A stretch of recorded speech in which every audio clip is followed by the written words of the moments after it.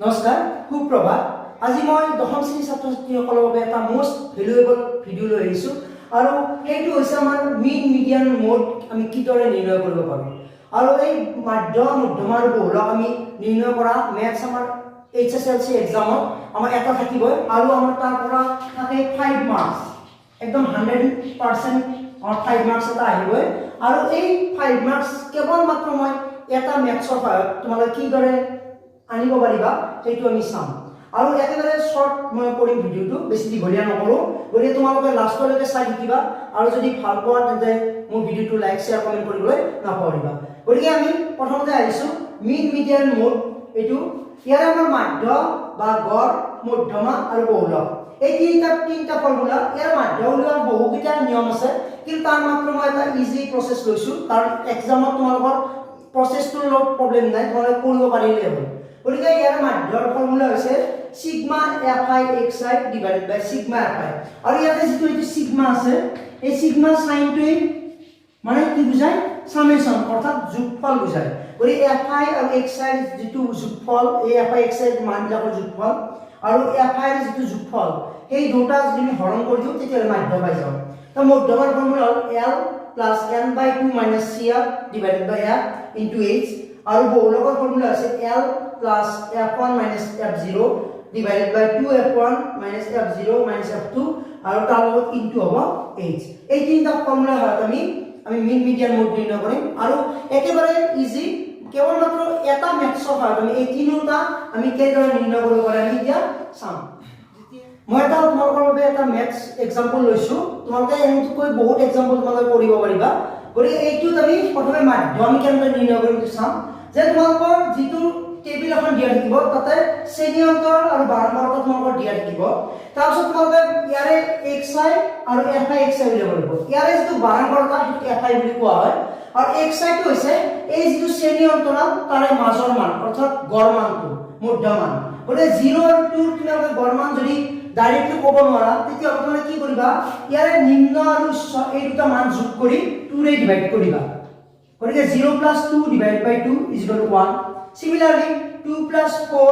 divided by 2 is equal to কিমান হ'ব 3 এনেদৰে যদি যোগ কৰি 2 ৰে হৰণ কৰা তেতিয়াহ'লে ইয়াৰে xi মানটো পাই যায় সেইদৰে 4 + 6 10 10 ক 2 ৰে ডিভাইড কৰিলে 5 similarly এটো 7 হ'ব এটো 9 এটো 11 এটো 13 মানে দুটাকে শ্ৰেণী অন্তৰৰ মান দুটা যোগ কৰি 2 ৰে ডিভাইড কৰিলে আমাৰ xi টো আমি পাই যাও গতিকে একেবাৰে ইজি তাৰপিছত এই দুটা ইনটু কৰিলে আমি পাম fi xi অৰ্থাৎ কি বুজায় fi xi মানে হৈছে fi আৰু xi পূৰণফল গতিকে 1 * 1 1 2 * 3 6 1 * 5 5 5 * 7 35 9 * 6 54 11 * 2 22 আৰু 3 * 13 39 গতিকে এইখিনি আমাৰ ইনটু কৰিলে পাই যাম তাৰপিছত আমাক লাগিব ইয়াৰে fi এৰ যোগফল অৰ্থাৎ সিগমা fi আৰু fi xi এৰ যোগফল সিগমা fi xi আৰু এইখিনি আমি এতিয়া যোগ কৰিব লাগিব গতিকে 1 + 2 3 3 1 4 4 + 5 9 9 + 6 15 15 + 5 20 হ'ব আৰু এইখিনি যদি আমি প্লাস কৰি চাওঁ 7 5 12 12 5 17 17 4 21 21 9 30 32 2 3 থাকিল 6 6 + 11 11 + 5 16 মানে 162 এখানে সামেশন হৈ যাব 162 এটা মাধ্য ইকুয়াল টু আমি প্ৰথম ফৰ্মুলা পাইছো আমি সিগমা fi xi ডিভাইডেড বাই সিগমা fi গতিকে এইটো যদি আমি ডিভাইড কৰি দিও 162 ওপৰত তাৰ যায় যাব 20 গতিকে ডিভাইড কৰিলে হ'ব আমাৰ 8.1 গতিকে একেবাৰে ইজি গতিকে এইটো আমি পাই যাম মাধ্য গতিকে মাধ্য উল্টা নিয়ম সকলোতে একে তোমালোকে শ্ৰেণী অন্তৰৰ বাৰম্বাৰতা তোমালোকৰ এক্সামত দিব xi টো কি কৰিবা তোমালোকে শ্ৰেণী অন্তৰৰ দুটাৰ মান দুটা যোগ কৰিবা উচ্চ আৰু নিম্ন মান যোগ কৰি 2 ৰে ডিভাইড কৰিবা এটো পাই যাবা তোমালোকে xi আৰু fi xi যেটো পূৰণফল হ'ব হেতুৱে fi xi এইখিনি মান কৰিবা টোটাল কৰিবা fi আৰু fi xi তাক ডিভাইড কৰিবা এটো হৈ যাব তোমালোকৰ মাধ্য এতিয়া আমি কি দৰে মধ্যমা নিৰ্ণয় কৰিব হেতু চাম এই দুটা সেম থাকিব কেৱল ইয়াতে এই দুটা চেঞ্জ হৈ যাব ইয়াতে আমাৰ এতিয়া লাগিব কেৱল এটা বস্তু হেতু হ'ল সঞ্চয় বাৰম্বাৰতা ওৰে সঞ্চয় বাৰম্বাৰতা আমি কি ধৰে নিৰ্ণয় কৰব এটা চাও সঞ্চয়ী বাৰম্বাৰতা এইটো আমাক ইয়াত প্ৰয়োজন হ'ব মানে সঞ্চয় বাৰম্বাৰতা আমি কি দৰে কৰিম যে এই যিবিলাক বাৰম্বাৰতা সেইবিলাকৰ নিম্ন মানবিলাক যোগ মানে তলৰ মানবিলাক যোগ হৈ থাকিব অৰ্থাৎ প্ৰথমটো 1 আছে ঠিক আছে 1 ৰ পিছত আছে 2 1 + 2 3 3 + 1 4 4 + 5 9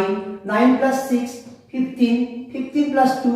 17 17 + 3 20 অৰ্থাৎ এনেদৰে এই মানবিলাক তলৰ মানবিলাক যোগ কৰি এটো সঞ্চয় বাৰম্বাৰতা পাওঁ আৰু ইয়াৰ যেটো লাষ্ট মান অৰ্থাৎ ইয়াৰ টোটালটো এইটো হৈছে n গতিকে আমি ইয়াৰ পৰা পাব n = 20 তাৰপিছত আমাক n/2 লাগিব মানে 20 আমি 2 ৰে ডিভাইড কৰিলে কি পাই যাম 10 এই 10 টোৰ গুৰুত্ব আছে কি যে এই 10 টোৰ মান চাই আমি কোনটো শ্ৰেণী লম সেইটো নিৰ্ণয় কৰা অৰ্থাৎ এই n/2 ৰ ভ্যালুটো যিমান পাম তাৰ ডাঙৰ মানটো তাৰ একেবাৰে ওচৰৰ ডাঙৰ মানটো আমি চাব লাগিব সঞ্চয় বাৰম্বাৰতা গতিকে সঞ্চয় বাৰম্বাৰতা আমি 10 কৈ ডাঙৰ ওচৰৰ মান কোনটো পাম 15 পাম এই 15 টোৱে হৈ যাব আমাৰ শ্ৰেণীটো হৈ যাব এই 15 ক লৈ পেলাই আমি শ্ৰেণীটো কৰিব লাগিব গতিকে ইয়াৰ যদি আমি কওঁ যে আমাৰ ইয়াৰ শ্ৰেণী কোনটো হ'ব যে 8 to 10 শ্ৰেণী অন্তৰালটো আমাৰ এইটো হৈ যাব শ্ৰেণী আমি ক'ৰ পৰা গম পাম যে n/2 ৰ ভ্যালুটো একেবাৰে ওচৰৰ সঞ্চয় বাৰম্বাৰতাৰ ভ্যালুটো গতিকে এইটো চাই পেলাই আমি এই শ্ৰেণীটো লম গতিকে ইয়াৰ পৰা আমি এইটো পাই গলো ইয়াৰে যিটো নিম্ন শ্ৰেণী অন্তৰাল l বুলি কোৱা হয় নিম্ন শ্ৰেণী অন্তৰাল ইয়াত আছে 8 l হৈ যাব তাৰপিছত যিটো বাৰম্বাৰতা থাকে হেতু হৈ যাব l 6 তাৰপিছত এইটো যিটো শ্ৰেণীটো থাকে তাৰ শ্ৰেণীটোৰ ওপৰৰ মানে পূৰ্বৱৰ্তী যিটো সঞ্চয় বাৰম্বাৰতা হেতু cf হয় গতিকে ইয়াতে cf হৈ যাব পূৰ্বৱৰ্তী 9 হেতু আৰু h হ'ব এই যিটো শ্ৰেণীটোৰ প্ৰস্থ অৰ্থাৎ উচ্চ মান আৰু নিম্ন মানৰ পাৰ্থক্য ইয়াতে উচ্চ মান আছে 10 নিম্ন মান আছে 8 গতিকে পাৰ্থক্য হৈ যাব আমাৰ 2 এইটো হৈ যাব h তাৰপিছত আমি এতিয়া যদি ফৰ্মুলাটো বহাই দিও আমাৰ মেথটো কমপ্লিট হৈ যাব গতিকে মধ্যমা = l plus n/2 minus cf divided by f into h আমি ইয়াতে বহাই দিম গতিকে l ৰ ঠাইত আহি যাব আমাৰ ভ্যালুটো 8 n/2 ভ্যালু পাইছো আমি 10 cf পাইছো আমি 9 divided by f পাইছো আমি 6 আৰু h ৰ ভ্যালু 2 গতিকে আমি যদি ইয়াতে 8 plus 10/9 1 আৰু 2 ৰে 6 ক ডিভাইড কৰিব 3 গতিকে 1/3 আৰু 1/3 কৰিলে আমাৰ ডিভাইড কৰিলে 0.33 আহি যায় গতিকে আমি আনসাৰ লিখিব পাৰিম 8.33 গতিকে একেবাৰে সহজ মধ্যমা উলিয়াব লাগে তোমালোক কেৱল মনত ৰাখিবা যে মধ্যমা উলিয়াবৰ কাৰণে সঞ্চয় বাৰম্বাৰতাৰ প্ৰয়োজন হ'ব আৰু সঞ্চয় বাৰম্বাৰতাৰ পৰা আমি শ্ৰেণীটো চাম আৰু শ্ৰেণীটো কেনেকৈ চাম যে n/2 যিটো ভ্যালু তাৰে একেবাৰে ওচৰৰ মানে ডাঙৰ ভ্যালুটো আমাৰ শ্ৰেণীটো আহি যাব তাৰ পৰা আৰু শ্ৰেণীটোৰ তোমাৰ মাজৰ যিটো বাৰম্বাৰতা f নিম্ন শ্ৰেণী অন্তৰালটো l বুলি কয় তাৰ cf টো হ'ব এই সঞ্চয় বাৰম্বাৰতাৰ পূৰ্বৱৰ্তী সঞ্চয় বাৰম্বাৰতাটো cf তাৰপিছত আমি ফৰ্মুলাত বহাই দিলে এইখিনি পাই যাম তাৰপিছত আমাৰ থাকিল এতিয়া লাষ্ট বহুলক মানে বহুলকৰ কাৰণে তোমালোকে এক্সট্ৰা একো কৰিব নালাগে এটা তোমালোকৰ যিটো দিয়া থাকিব তালিকা সেই তালিকাৰ পৰা আমি বহুলকটো নিৰ্ণয় কৰিব পাৰোঁ গতিকে কেনেকৈ নিৰ্ণয় কৰিম এতিয়া চাম যে ইয়াতে তোমাৰ যিটো দিয়া থাকিব টেবুলখন তাৰ পৰা আমি একো নতুনকৈ কৰিব নালাগে ইয়াতে তোমাৰ যিটো হাইয়েষ্ট মান সাধাৰণতে হাইয়েষ্ট মানটো আমি লওঁ গতিকে ইয়াৰে হাইয়েষ্ট বাৰম্বাৰতাটো আছে 6 গতিকে এই 6 টো হৈ যাব আমাৰ f1 হাইয়েষ্ট বাৰম্বাৰতাটো হৈ যাব f1 তাৰ আগৰটো হয় f0 গতিকে আগত আছে 5 তাৰ পিছৰটো হয় f2 গতিকে হ'ব ইয়াতে 2 তাৰপিছত h টো গমে পাইছো আমি আগতে যে প্ৰস্থটো 10 ৰ পৰা 8 গলে 2 হ'ব তাৰপিছত তোমাৰ থাকিল l আৰু l ইয়াতে আমি দেখা পাইছো l ইয়াতে 8 হ'ব নিম্ন শ্ৰেণী অন্তৰাল গতিকে এতিয়া আমি ফৰ্মুলাত বহাই দিলে বহুলক পাই যাম গতিকে বহুলক = কি হ'ব l plus f1 minus f0 divided by 2f1 minus f0 minus f2 আৰু l into হৈ থাকিব h এতিয়া যদি এই ভ্যালু বিলাক আমি বহাই দিও হৈ যাব l ৰ ঠাইত আছে 8 f1 ৰ ঠাইত আছে 6 f0 আছে 5 2 into 6 minus 5 minus f2 আছে 2 আৰু h ৰ ভ্যালু 2 গতিকে আমি এখিনি ক্যালকুলেট কৰিব লাগিব 8 plus 6 5 minus 1 ইয়াত 12 হ'ব আৰু দুটা মাইনাস যেটো প্লাস হৈ যাব 5 minus 2 গতিকে -5 minus 2 minus 7 ইনটু ইয়াত আহিল 2 গতিকে 8 প্লাস 1 বাই 12 পৰা 7 গলে 5 আৰু ইনটু 2 অৰ্থাৎ 1 ইনটু 2 গলে 2 এ হ'ব 8 তলৰ ওপৰ আহিব 2 তলৰ থেকে 5 মানে 5 এৰে 2 ডিভাইড কৰিলে